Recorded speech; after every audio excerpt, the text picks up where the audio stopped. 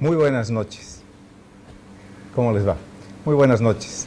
Estamos otra vez, como cada semana, con todos ustedes en nuestro espacio Golpe de Ideas, entrando hasta sus hogares para mostrarles y plantear entre todos nosotros una suerte de golpes de ideas que espero que esta semana sea de su agrado.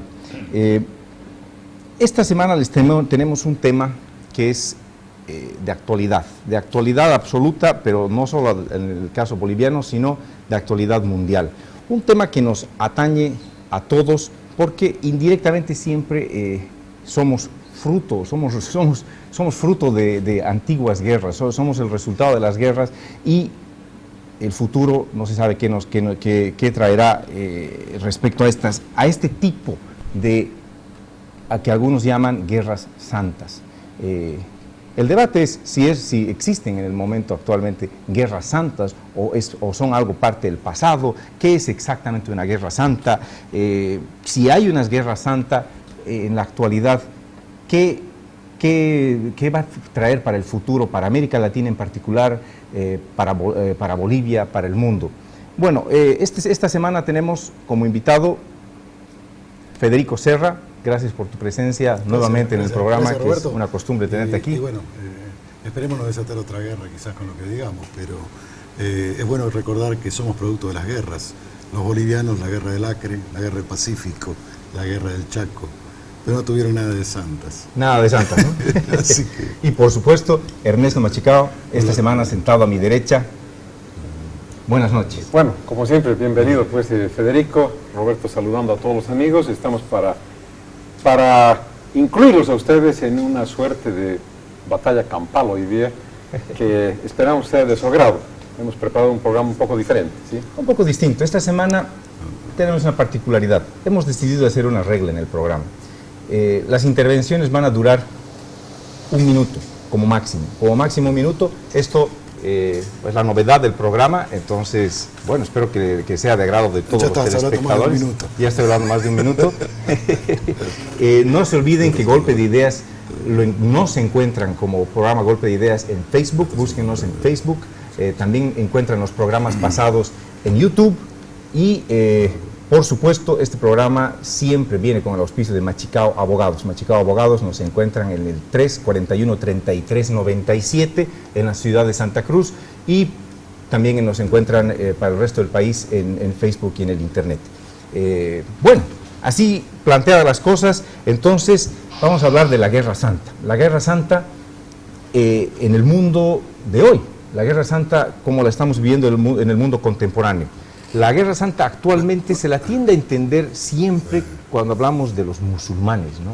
¿Eso es correcto? ¿No es correcto? Los musulmanes tienen básicamente lo que llamamos el monopolio de la Guerra Santa. Es parcialmente correcto.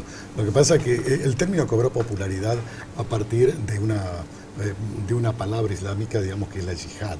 La yihad es justamente esa capacidad para combatir en función de Alá, en función de cosas, pero no es patrimonio de dar la impresión de solamente del islamismo. Desde ya que en la historia existieron múltiples, no llamadas guerras santas, pero guerras de fe.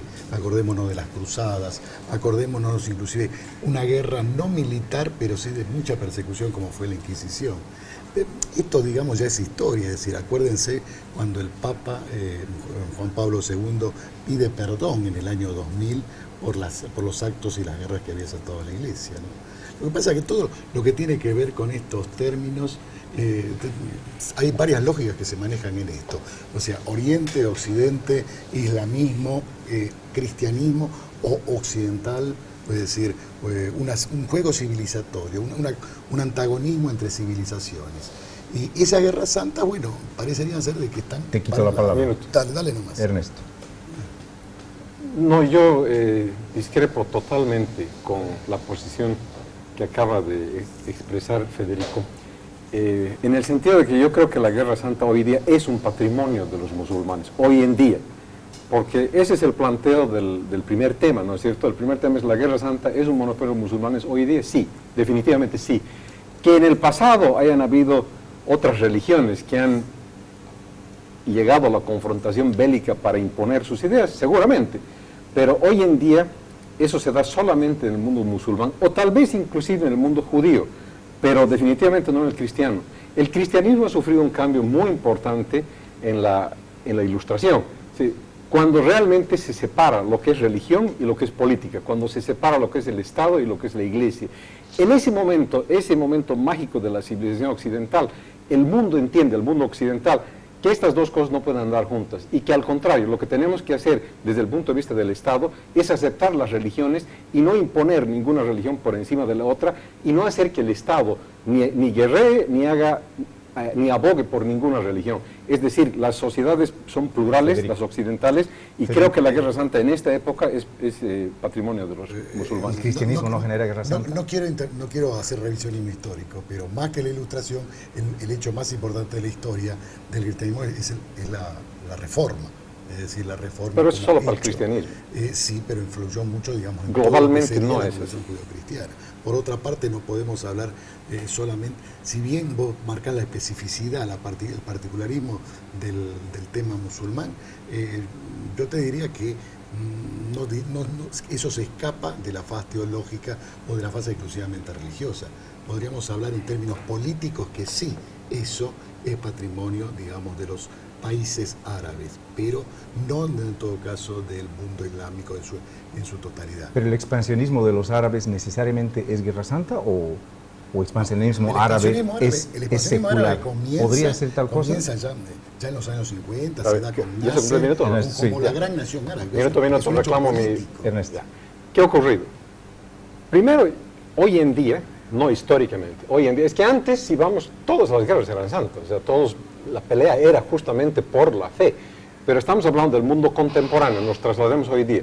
Hoy día el cristianismo no hace guerras, o sea, el Estado está tan separado de la Iglesia que las motivaciones de las guerras son de otro índole, son económicas, son políticas, son territoriales, pueden ser hasta sociales, pero no son religiosas. Los musulmanes tienen una característica muy importante y es el concepto del yihad. El yihad no es solamente defensa de una religión, es imponer esa religión a los que no son creyentes. El que no es creyente atenta automáticamente contra el musulmán. Y ese concepto del islamismo hace que sea una religión muy agresiva. Y como en el mundo islámico no ha habido la separación entre Estado e Iglesia, entre religión y política, son la misma cosa, entonces ¿Vos obviamente... no crees que- ¿Pero el yihad es necesariamente violento o no? No. Lo que hay en todas las religiones vas a encontrar, si querés fuera sacada de contexto, llamado a la violencia, pero no es propio de eso. Es decir, si uno saca de contexto, puede encontrar frases en el Corán, en la Torá, en el Talmud y en la Biblia. Pero yo te quería preguntar, Ernesto, es decir, ¿vos te parece que la guerra de independencia, la guerrilla y la guerra de independencia que provocó el sionismo en el año 47, 48 contra los ingleses no tenía una impronta religiosa? Seguro. Es decir, si querés, no tenía el ¿Y tú nombre no de crees Guerra que el Santa, nazismo tenía pero de una allí impronta sale el religiosa? Estado judío, es decir, el órgano judío, digamos, Claro. pensado por Teodoro Herz en el siglo XIX. Pero volvemos al tema.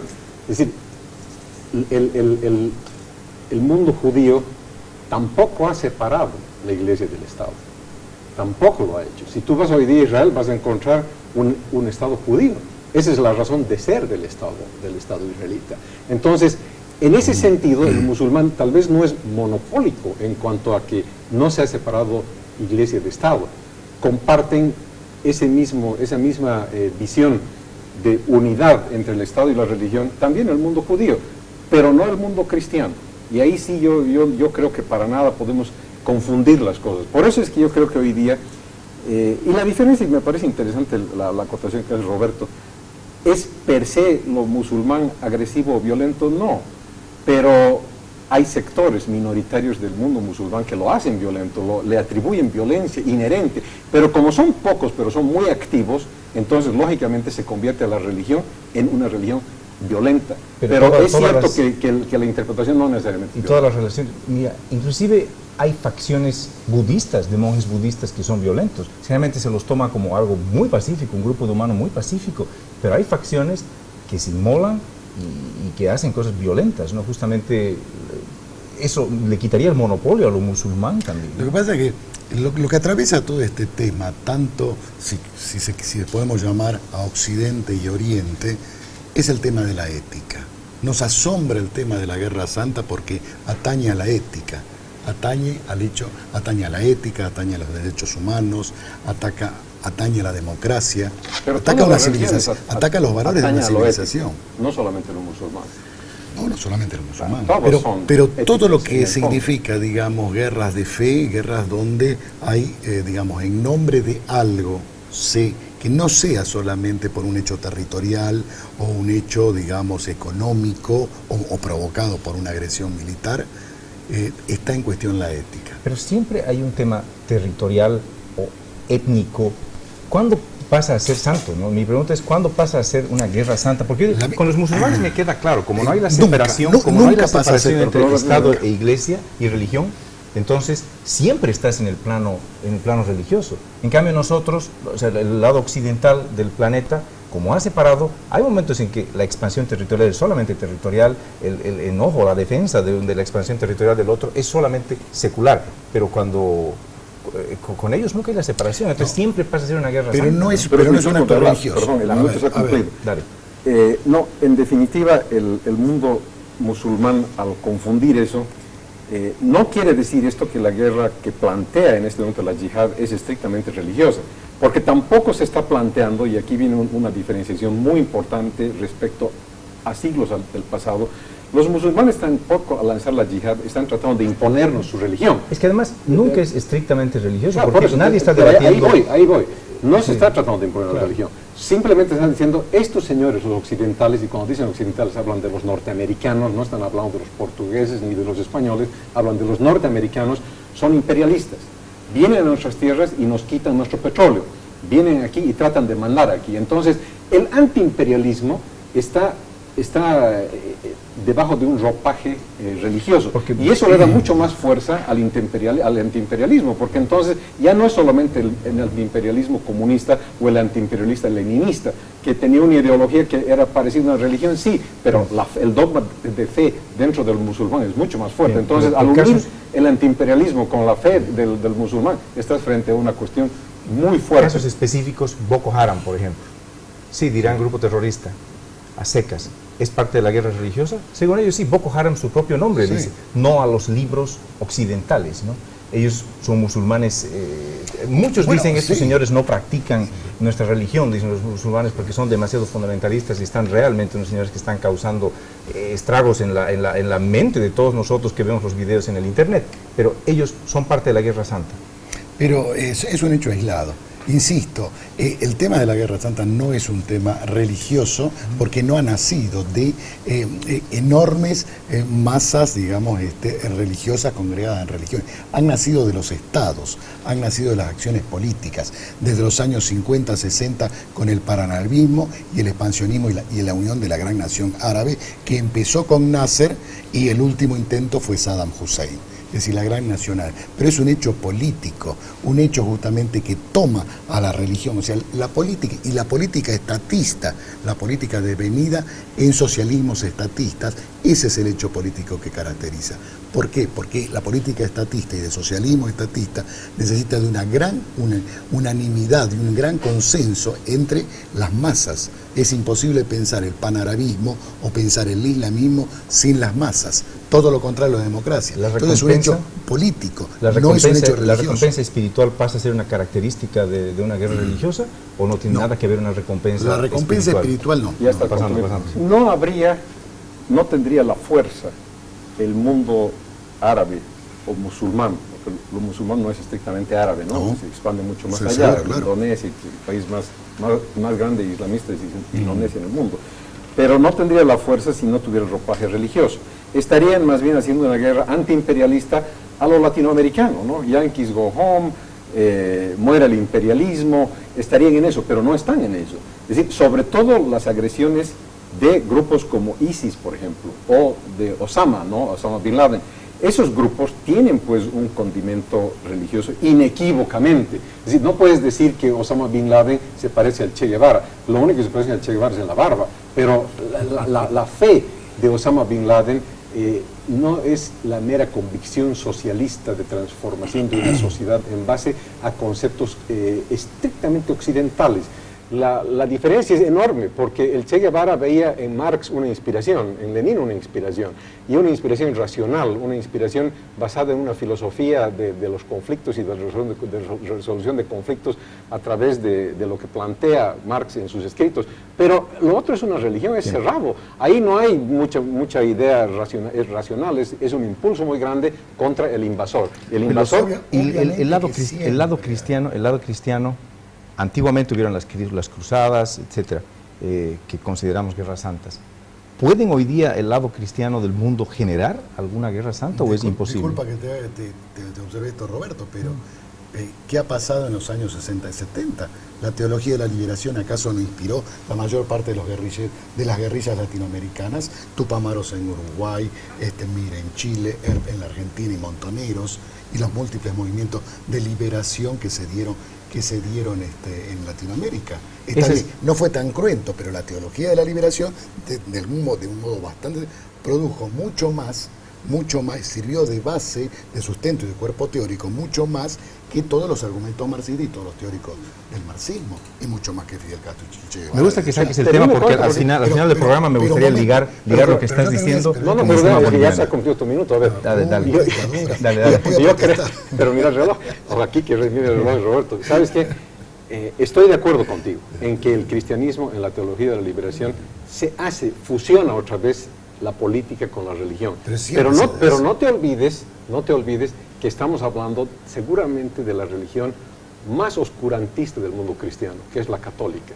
La católica, a diferencia de los protestantes, ha sido la más rezagada en cuanto a revolucionar la mentalidad del hombre, de la concepción del hombre respecto al mundo. El mundo protestante ha logrado separar claramente, separado como un queso, tan claramente como un queso, este es el Estado y esta es la religión. La católica en cierta manera sigue ligada todavía al medioevo, y esas expresiones de cubrir lo político son muy propias del mundo católico, es verdad. Creo que no van a votar, ¿no? Dale. Siempre vas a ver que en la historia la religión es religar, es reunir. Siempre es lo que mayormente reúne a las masas. Esas masas son conducidas políticamente. Entonces la relación de la religión, pero no como siempre, espíritu pues, el marxismo está en contra de la religión. O sea, el mundo que ha movilizado el marxismo en los últimos 100 años no ha tenido como base el movimiento paraíso universal, la clase obrera, el socialismo. Ya no será Jesús el que vendrá. Justo cuando empezamos a aclararnos, ya nos llaman por un corte. Antes del corte, no se olviden, pueden aprovechar el corte para llamar a Sahara Pizza al 340-5656, disfrutar de una deliciosa pizza mientras esperan la segunda parte del programa. También a Sahara Pizza, por si acaso, la encuentran en Facebook en Sahara Pizza Bolivia, como ven aquí en pantalla. Así que adelante con el corte cuando quieran.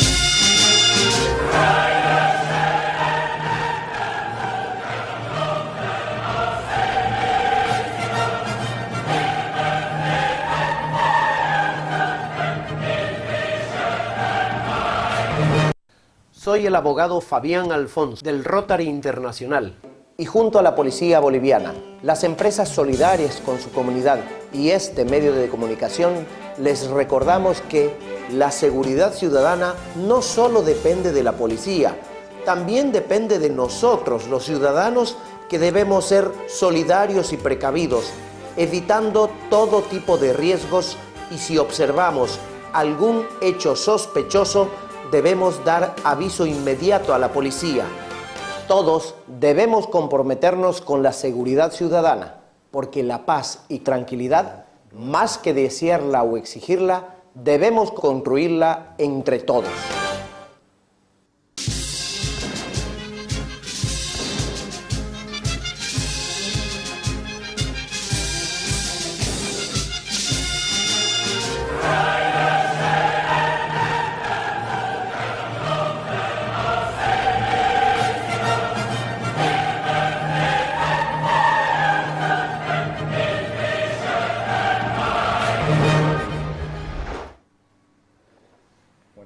haber comido nuestra pizza, seguimos con el programa. Estamos hablando de la Guerra Santa en el mundo actual.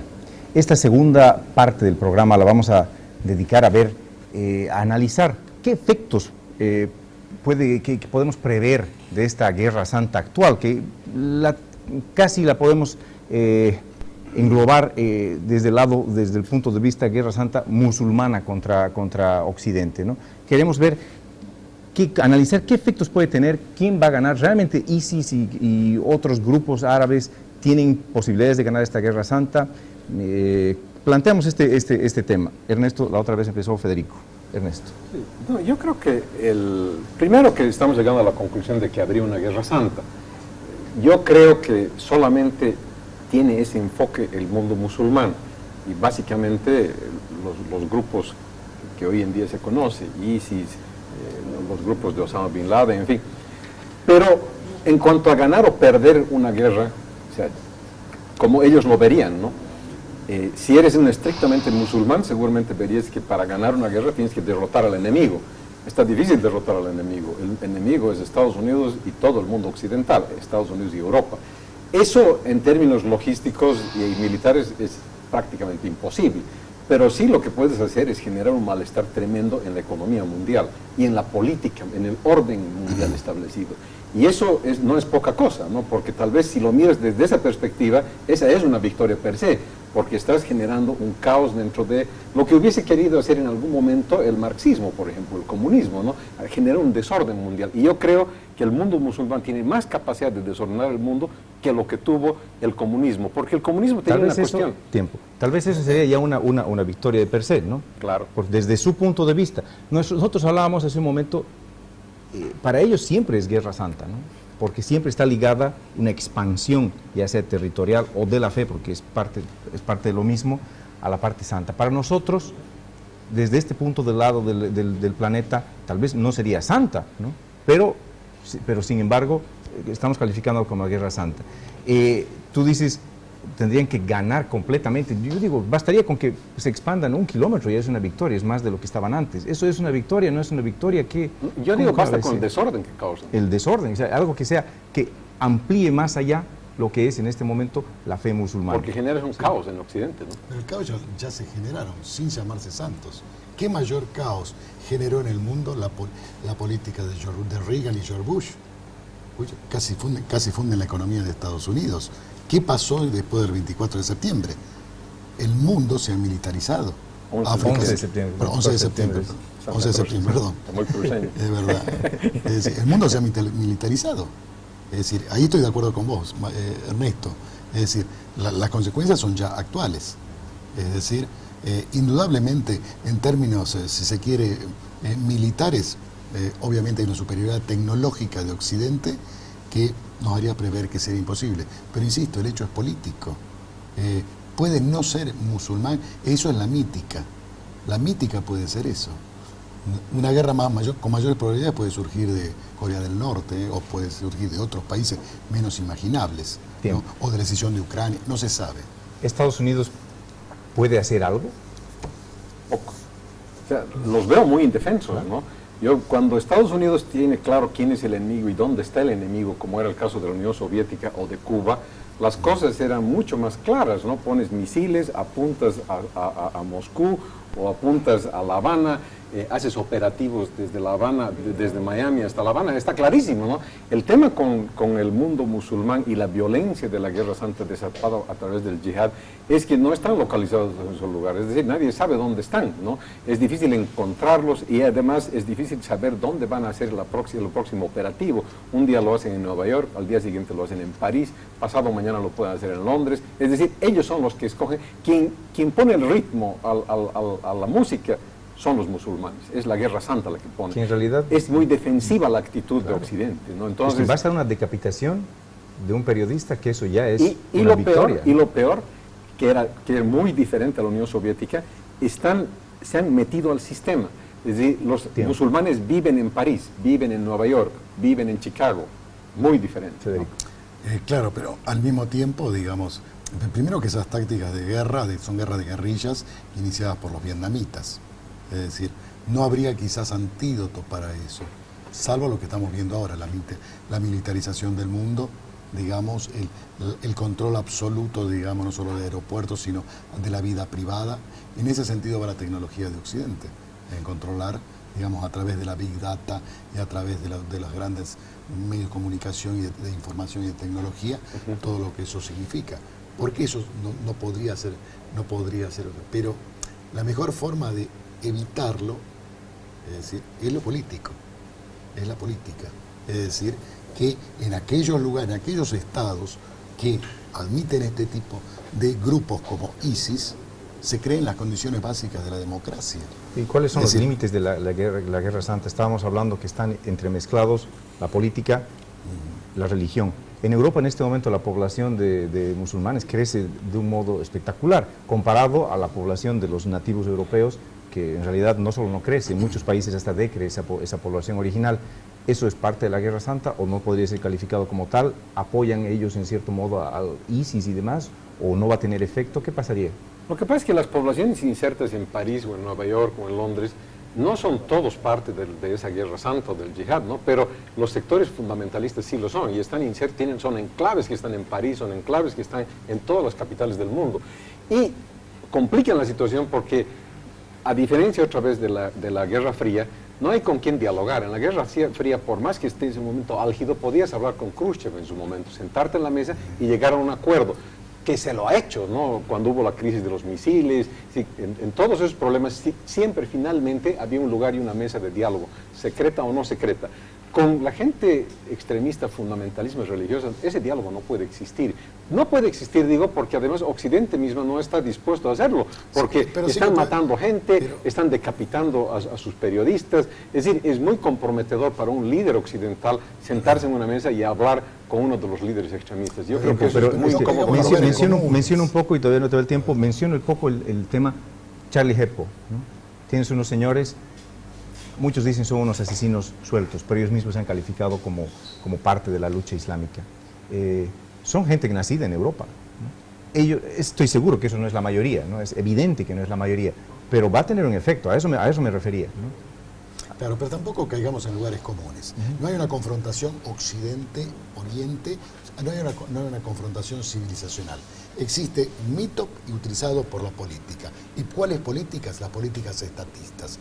Las políticas de los gobiernos socialistas estatistas en el mundo de cultura y de religión árabe. Es decir, no existe, digamos, que estén creciendo, digamos, los musulmanes y que los millones de musulmanes sean intolerantes, sean violentos. No creo en eso. Lo que sí creo es que aquellos países árabes en los que las economías de mercado, la libertad y de algún modo el sistema político no está más tan relacionado como con el nacionalismo árabe y con los fundamentalismos, allí la violencia disminuye. Y te doy el ejemplo de Turquía. Turquía es el lugar donde menos el nacionalismo árabe ha entrado. El nacionalismo batista, digamos, muy común en los años 50, ha entrado en Turquía. La economía de mercado ha entrado en gran manera y es el país con menos... Pero a ver, o sea, la solución es economía de mercado, gobiernos mayormente democráticos. No es. Te lo demuestra la primavera árabe. La primavera árabe fue un movimiento de los que tú estás buscando en los países árabes, es decir, una juventud educada bajo los parámetros liberales de Occidente que buscan elegir a un presidente vía democrática, que buscan tener un congreso y no las dictaduras que tenían en los países árabes hasta hace 5 o 6 años atrás. Eso buscó toda esa gente que por eso se denominaron los primaverales, ¿no es cierto? Buscaron eso. El problema fue que cuando ganaron ellos y lograron remover a los líderes militares o autoritarios de aquel momento que no eran extremistas árabes, que eran lo que tú señalas, eran gente de política de centro-izquierda, muchos de ellos, pero básicamente estatistas, ¿no? Que seguramente profesaban el islamismo, por supuesto que sí, pero no eran los fundamentalistas. ¿Qué pasa? Viene la primavera, los derrotan estos señores, vienen las elecciones, no hay partidos políticos organizados, son sociedades donde había Occidente mentalmente, el chip no ha permeado en el sistema político. La única organización que existe en esos países es la Hermandad Islámica. Y como es la única organización que tiene que está permeada en la sociedad, ganan las elecciones y el mundo árabe retrocede. Hoy está en manos de los extremistas árabes, muchos de estos países, mucho peor que estuvieron antes de la primavera. El extremismo nunca fue propio, no solamente en este momento, sino también existieron en todo lugar donde la situación fue crítica a nivel de identidades, a nivel económico y a nivel de poblaciones. Acordate, el primer Yasser Arafat de la Organización de Liberación Palestina. ¿Cuál es la consigna principal que tiene Yasser Arafat en Palestina y en Israel? Es decir, echar a Israel al mar. ¿Por qué? Porque son los occidentales, el diablo occidental que viene basándose justamente en esa identidad religiosa que se tenía. O sea, esa época también era muy crítica, el primer Yasser Arafat, o sea que no es propio, digamos, de este momento. Toda situación que conlleve un criticismo en materia territorial, en materia económica, en materia de libertades, ahí va a estar, pueden haber múltiples primaveras árabes, pero insisto, esto no funciona sin las masas, esto no funciona sin ningún fundamentalismo, por más pone bombas que sea, funciona si no existe un consenso político sobre esto. El tema es político y económico. ¿Cómo introducir, cómo continuar las reformas que empezaron? No estoy entendiendo con claridad. Yo, por ejemplo, he vivido, y tú también seguramente, desde el 79 la revolución iraní. ¿Ya? Ahí tenés. Por ejemplo, el mundo pre-revolucionario en Irán era una sociedad mucho más occidentalizada, económicamente muy fuerte. Irán era un país petrolero y manejado por una administración a lo occidental con una capacidad económica tremendamente importante. Sin embargo, eso no ha sido suficiente. Tenían que insertarse los extremistas y los extremistas antioccidentales y los extremistas fundamentalistas. La presencia de los ayatolás en el gobierno iraní no responde a un problema económico de las masas, responde a un sentimiento antioccidental basado fundamentalmente en la religión y con una visión extremista, obviamente, de su religión. Ese parámetro sigue vivo hoy día. Del 79 a esta fecha han pasado muchas décadas y la llama sigue prendida. Y Irán está peor económicamente, la situación económica para la mayoría de la gente no es buena, pero el fundamentalismo se ha impuesto. Tiempo. Federico. No es que lo que decís no sea cierto, es decir, sí, la historia lo confirma, pero también recordá, volviendo al tema local, recordá los movimientos guerrilleros de los 70 en América Latina. También eran extremistas, también utilizaban los métodos muy parecidos, sin tanta espectacularidad, porque no se quemaba gente, pero también secuestraban embajadores, grandes hombres de negocios, ponían bombas, los movimientos guerrilleros ponían bombas en lugares públicos, es decir, también tenían muchas de estas características. ¿Cómo respondieron los gobiernos? Los de Argentina, Chile, con Pinochet, los Bordaberry en Uruguay, aplastando los Tupamaros, de un tema militar que se cercenó a un país, porque no eran demasiados, digamos. Pero ¿cuál fue la derrota principal? La derrota política. Nos llega el tiempo. Nos llega el tiempo para el segundo corte. Bueno, no se olviden los telespectadores, nos pueden encontrar, pueden hacerse amigos nuestros en Facebook. Bueno, un saludo a toda la ciudad de La Paz, a toda la ciudad de Santa Cruz. Vamos a un corte para después comernos otra pizza Sáhara.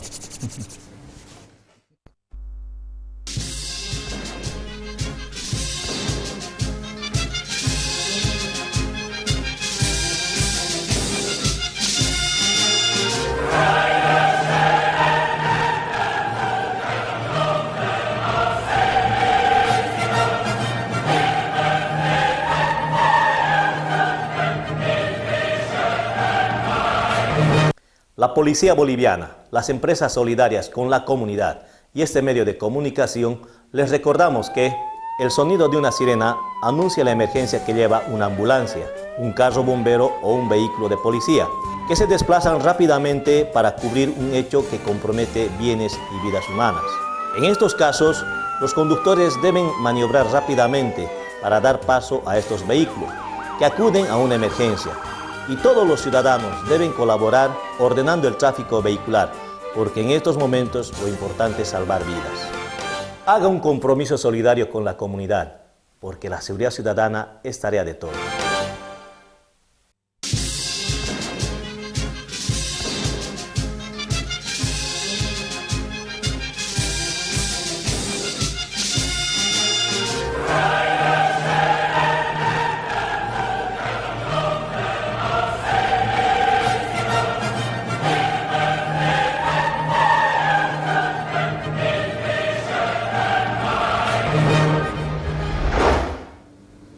Bueno, seguimos con Golpe de Ideas esta noche con Federico Serra, Ernesto Machicao. Estamos hablando sobre la Guerra Santa.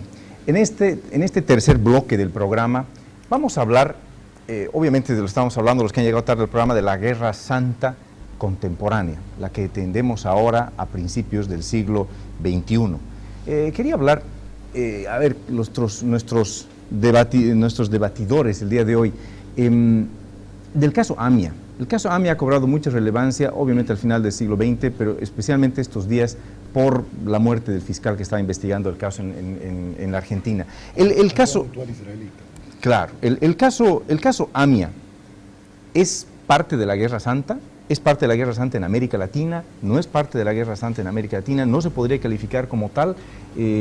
¿Cómo lo califican ustedes? La anterior empezaste, Federico, Ernesto. Ahora me toca. Dale. No, en absoluto, te digo. Es decir, el atentado a la AMIA, posteriormente el otro hecho que fue la voladura de la embajada nada menos que de Israel, uno de los países más seguros, no está inscrito dentro de una guerra santa porque fueron hechos respondidos hacia una política especial del presidente Menem en aquel entonces como partícipe de la primera guerra del Golfo. Es decir, la primera guerra del Golfo. En aquellos años, el presidente Menem, de origen árabe, es decir, justamente como su nombre indica, envía naves argentinas al Golfo Pérsico. Sí, es decir, por una simple cortesía política, te diría yo. Pero eso fue muy mal visto. La respuesta fue esa. Es decir, pero después de eso fueron hechos aislados y que no se inscribieron, digamos. Pero, aparte, es imposible, digamos, Argentina es un país, primero es el segundo país católico más importante del mundo. Segundo, la población judía, también es la segunda más importante del mundo, luego de Estados Unidos. De América Latina. De América Latina. Sí. De América Latina. Entonces, es un tipo de sociedad argentina imposible que se pueda dar ahí. No, yo sí creo que es parte de la Guerra Santa. Primero que el origen es otro, ¿no? El origen de AMIA nace porque Argentina era parte de una colaboración para que se genere energía atómica en Irán. Y esa cooperación se corta. Y a partir de que se cortó esa cooperación, se generó un problema entre Irán y Argentina. Entonces, es cierto que yo no creo que... a mí me parece que Argentina juega con un rol parecido a Vietnam. Vietnam, lo único que hizo fue, el lugar de la pelea, puso la cancha de la pelea entre Estados Unidos y la Unión Soviética. En este caso, se elige el lugar de la pelea en la Argentina entre Occidente o Estados Unidos y los extremistas árabes, iraníes, básicamente, ¿no? La investigación del caso AMIA llega a una conclusión falaz. Voy a continuar por otra vez. Es cierto también lo que decís, Ernesto. El tema es que, por las características, yo te decía, de la sociedad argentina y Latinoamérica, es muy imposible que se dé un tipo de guerra santa allí, porque toda guerra santa tendría, en este caso, a lograr algún grado de consenso o algún grado de inserción dentro de la sociedad. Es decir, pero por el contrario, si genera miedo y obviamente repulsión, no son sociedades, digamos, que pueden llegar a responder. Lo que pasa es que yo sostengo que es cierto, no es el gobierno de Menem ni el gobierno de Kirchner no son parte de la Guerra Santa, ni Menem siendo árabe, pero elige la Guerra Santa un sitio donde pelear. Y ese sitio es Argentina y es Buenos Aires. Ajenos ellos al problema. Es el problema de América Latina, ¿no? Que muchas veces se eligen a estos países tercermundistas para generar una disputa en la que no tiene nada que ver, realmente, ¿no? Si tú ves, por ejemplo, por eso mencionaba Vietnam, ¿no? Los vietnamitas durante décadas han estado peleando una guerra que, bueno, se inició con su gesta libertaria contra los franceses, pero después todo derivó en una pelea entre los comunistas y los Estados Unidos. Entonces, la guerra no tenía nada que ver directamente con ellos, era un juego de poder entre dos potencias que no querían perder ese lugar del mundo. Y aquí pasa una cosa semejante, no exactamente la misma, pero algo semejante. Hay una pelea entre Estados Unidos y los iraníes, que encuentran un lugar para pelear. Los iraníes dicen va a ser en Buenos Aires, porque además hay mucho judío, como ahora París, por ejemplo, ¿no? Hay un barrio parisino donde hay mucho judío, ahí tomaremos el supermercado de los koshers y los haremos volar a los judíos. Aquí pasa mucho de lo mismo. Y el caos Buenos Aires es una es capital increíble. Lo que decíamos judía. al principio del programa, las repercusiones caóticas son una victoria o no son una victoria. Ahora, solo en París, que traes el tema de Charlie Hebdo, la gente se está yendo. O sea, los judíos del sitio están saliendo de esos barrios en este momento, porque claro, dicen, no vaya a ser que por aquí nos caiga otra, ¿no? Entonces, en Buenos Aires no sé qué pasaría, pero me imagino que algo semejante, después de 85 personas muertas y cientos de heridos. Bueno, la comunidad judía de Buenos Aires no la amedrentó esto, obviamente fue un golpe muy fuerte, un hecho traumático, obviamente, pero no han cambiado de domicilio, no fue, digamos, la sociedad judía, digamos, en Argentina, no tuvo ningún acto de repliegue, no le afectó en absoluto. Pero ya no hay el mismo número de judíos que había antes en la Argentina, ni proporción. Es la sexta representación de judíos, era la segunda en un momento dado. No tengo datos actualizados al respecto. Lo que yo te digo es que había un éxodo de judíos hacia Israel muy fuerte en los últimos 10, 15 años, seguro. Sí, no sé si causado exactamente por esto, pero seguro que esto ha ayudado. Más ayudó la crisis económica argentina permanente de décadas de inflacionarias hacia esa migración que estos actos. Que no es el caso de París, ¿no? Y América Latina inserta ahora en estos tratados como el ALBA, relacionándose con Libia, relacionándose con Irán, en nuestro país lo vemos fuertemente. ¿Qué repercusiones va a haber con esto? ¿Tiene algo que ver?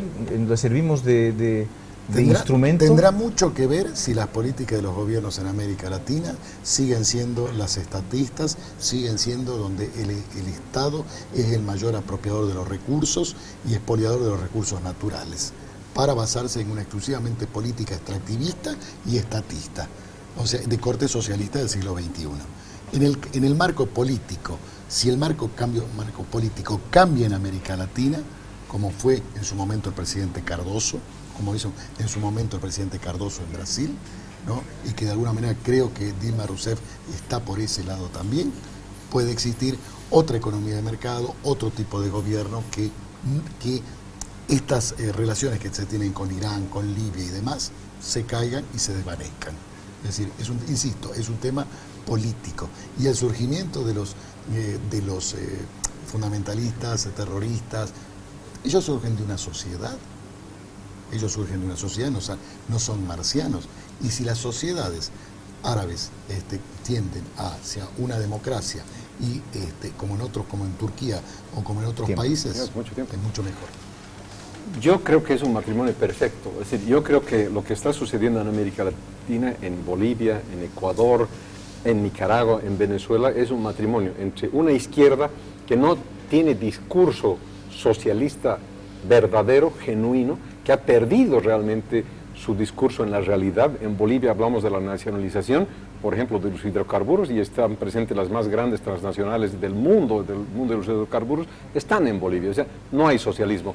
Pero lo único que justifica a todo esto, le da carne a todo esto, es un matrimonio con ideologías como las del yihad, porque tienen una cosa en común, que es el antiimperialismo. Es decir, aquí lo que hay es una especie de yihadismo antiimperialista unido a un capitalismo local, digamos, ¿no? Porque no hay un socialismo. Entonces, solo se unen con un vínculo fundamental, y es el antiimperialismo, es la guerra contra los yanquis. Eso los une.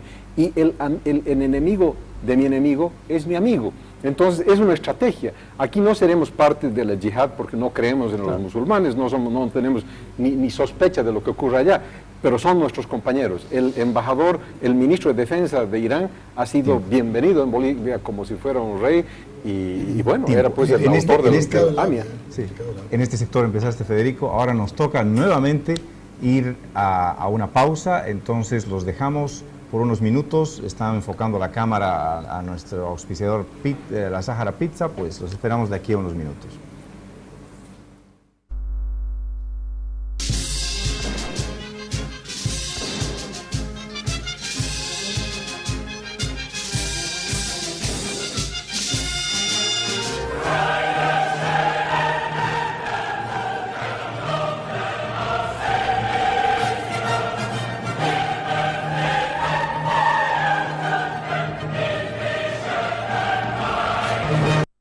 Soy el abogado Fabián Alfons del Rotary Internacional.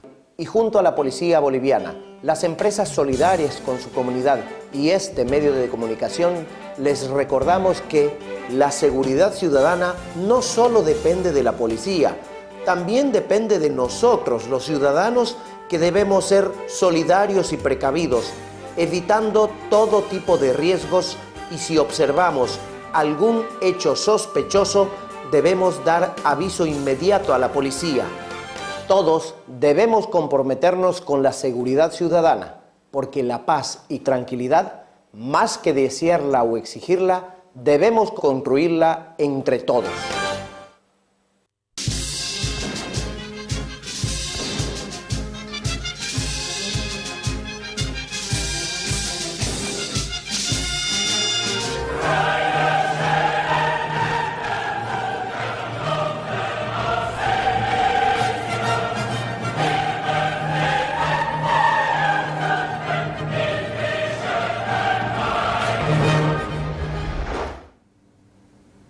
Continuamos con un golpe de ideas, agradeciendo que permanezcan en pantalla durante el periodo de comerciales. Seguimos hablando de la Guerra Santa. En este cuarto y último segmento del programa, queríamos hablar de, bueno, vamos a especular un poco, ¿no? Queremos hablar de nuestro país, de Bolivia. En Bolivia, desde el inicio de este gobierno, desde el año 2006, se ha visto una especie de combate contra la Iglesia Católica. ¿Eso se califica o no se puede calificar como una guerra santa? Obviamente estamos aquí eliminando al tema musulmán, ¿no? Pero eso, con todo lo que hemos hablado, especialmente al principio del programa, ¿se califica o no se puede calificar o no como una especie de guerra santa? Yo creo que ha habido un manejo muy hábil de parte del gobierno, porque el gobierno es un gobierno socialista indigenista. Nadie sabía lo que era el indigenismo, salvo alguien en el gobierno que escribió un par de artículos, pero tampoco había una ideología claramente definida y menos socializada en Bolivia. Frente a eso, hay un interrogante en el 2006, ¿qué va a ocurrir? Y una de las cuestiones que nace en el 2006 es la cosmovisión andina, que de alguna manera, aunque no se lo dice con claridad, porque en Bolivia nada se dice con claridad históricamente, ¿no? Pero de alguna manera la cosmovisión andina es una religión, porque es una forma de entender el cosmos, el mundo, el universo y la eternidad. Entonces no solamente es una manera de entender el poder ejecutivo, es una manera de entender dónde nacemos, dónde acabamos, dónde nos iremos después de la muerte. Los actos de posesión del presidente en Tiahuanaco. Y esa es una visión religiosa, pues, como una religión endógena, nacida en Bolivia. Frente a eso, hay una repulsión clara, guerrera, contra la Iglesia Católica. Sí, y eso nos está llevando a una confrontación ideológica religiosa. Sí, pero la visión indigenita religiosa también es la necesaria reunión, digamos, la necesaria cosmovisión necesaria para confrontar otras ideas para tomar el poder. El indigenismo y todo lo que rodea como esas cosmovisiones son un instrumento político para atacar la capitalización, para atacar, para que justamente el espíritu de la capitalización que iba es a ser más profundo que eso, pero ese es el hecho político. Yo no veo grandes masas aymaras ni quechuas, es decir, en actos de reivindicaciones o de aspectos de visión, de cosmovisiones pachamámicas. Lo que sirve es una fuerte acción política de sectores indígenas, campesinos, originarios, en pro de la tierra, en pro de los recursos, en pro de la redistribución de ingresos. Ese es el hecho político. Yo creo lo demás, te digo, política, y la Iglesia Católica es, en ese sentido, el elemento importante. Es que otra vez tú estás actuando con una mentalidad occidental. El gobierno no actúa con una mentalidad occidental. Fusiona la religión con lo político. Y al fusionar la religión con lo político, lo que está haciendo es lo siguiente. Te dice, mi enemigo es quien a mí me ha vuelto un esclavo, que es la Iglesia Católica. El resultado de esa guerra contra la Iglesia Católica, porque hay una agresión contra la Iglesia Católica, manifiesta clara, absolutamente, se lo ve el 6 de agosto, en cualquier momento, inclusive si tú escuchas la radioemisora del Estado, la cadena, vas a ver que todas las tardes hay actuaciones cristianas en los medios de comunicación estatales. Entonces, aquí hay un desgaje una confrontación contra lo católico desde la cosmovisión andina, que tiene esos aspectos que tú has mencionado con cierto grado de burla, pero son reales, ¿no es cierto?, en la cosmovisión andina, y por otro lado con el cristianismo protestante, y el cristianismo protestante es la otra alternativa que le están dando al sujeto boliviano endógeno, originario campesino, como una alternativa a la religión que lo ha llevado a la esclavitud, que es en este caso la católica. Definitivamente sí. Yo veo que en Bolivia sí hay un contagio de este fenómeno. Obviamente, toda cuestión que nos lleve hacia cosmovisiones y hacia visiones totalistas, unívocas, que tiendan a la unanimidad, obviamente van a estar tenidas de algún tinte religioso. Pero la particularidad y la impronta con la que se manifiesta, primero son hechos políticos. Y todos los gobiernos populistas recurren a estos elementos, es decir, recurren a la unanimidad, recurren a la historia, cambian la historia, es decir, y crean porque ¿qué es lo que necesitan? Una mítica. La mítica justamente es el instrumento para lograr los consensos políticos. ¿Y eso no lo vuelve un poco religioso? A ver, vamos al tema comunista, igual con esta creación de iconos y demás, ¿eso lo convierte en algo religioso? Pero no era. Sí.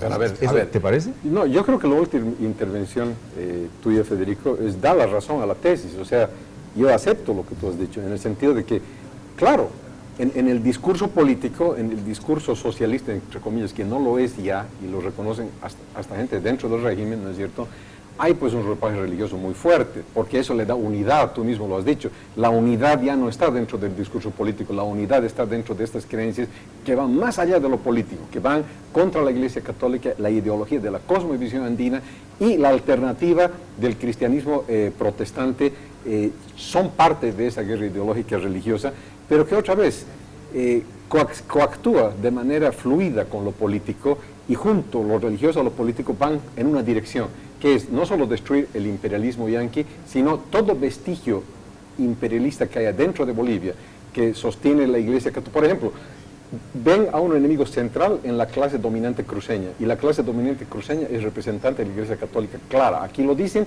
y allá lo sienten así. En Occidente, estos grupos de la cosmovisión andina se estrellan contra los grupos dominantes de Santa Cruz con ese argumento también. Federico. Sí, lo que decís es correcto.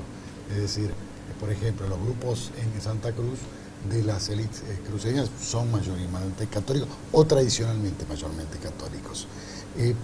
Pero el hecho que se la ataque, o por lo menos se la confronte a la Iglesia Católica desde los inicios del gobierno, que tampoco fueron ataques, digamos, en el sentido, digamos, de quitarle sus propiedades, de perseguirla, de proscribirla, sino fueron confrontaciones políticas, verbales, y que se sabe, digamos, que no se está de acuerdo, pero no hubieron ataques frontales como confiscaciones, expropiaciones, persecuciones, no, eso no hubo.